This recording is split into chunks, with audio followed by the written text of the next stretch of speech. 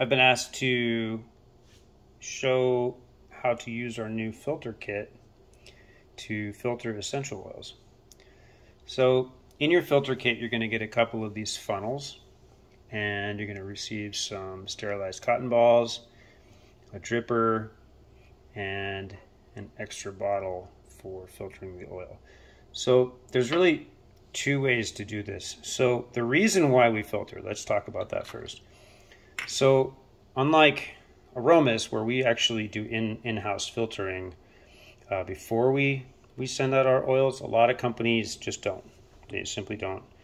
Let me give you an example of what we use. So we have this kind of 150 micron mesh filter. This is from about, 1 kilo of oil. So if you see, this came from, a really nice supply in Bulgaria of lavender oil. And we noticed there's little chunks of stuff.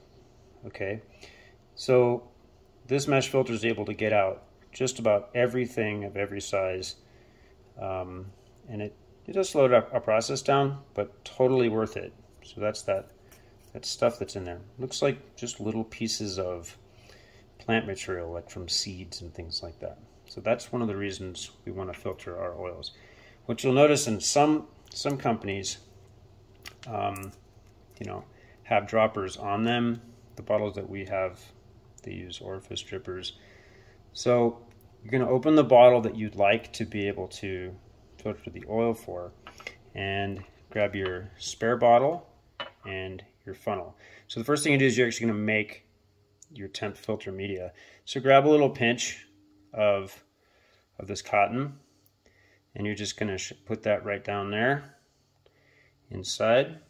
And then I want you to take the dropper, and you're going to shove it into the hole. This might take a bit of once you get it, it fits really nicely. So all it's going to do is it's just going to create a little bit of filtering media down there in that tube.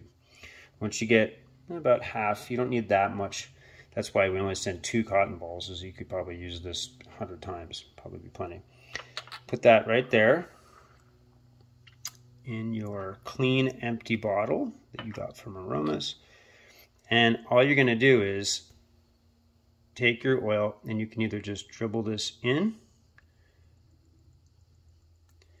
and as you notice, the oil is just going right through. It's going to take a second. The more oil that you have in there, the faster it'll go through, and that's just because of gravity. Now, if you have really, really, really clogged up oil, it could take a little longer, right? Now, if you wanted to go a little faster, you could take this little plastic dropper off of there if you wanted to. Some people might like to take this off. So, for example, if you have a dripper that doesn't have a plastic orifice on the top, what you can do is you can take your pipette and you can suck up that oil and put it in that way to filter it out. And it's going out, it kind of feels like you're making coffee. So this is one way of using your filter. This is how I recommend it, where you're actually filtering basically the whole bottle into another clean bottle. What's nice is you can just let this sit. You'll come back and it'll be done. The other thing you could do is that if you have, if you wanted to use your bottle, you could actually just put this directly into the bottle by setting this funnel on top in place of the cap, and then just letting it drip straight down into the glass bottle. And that's if you just want to filter it for like single use or otherwise. And I'm going to finish up by using the pipette.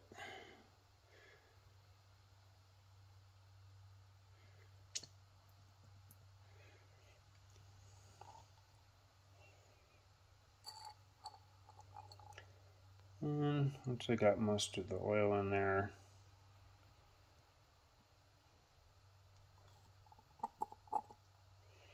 you can and just dump out if there's 1 or 2 drops left, but the pipette usually gets all of it.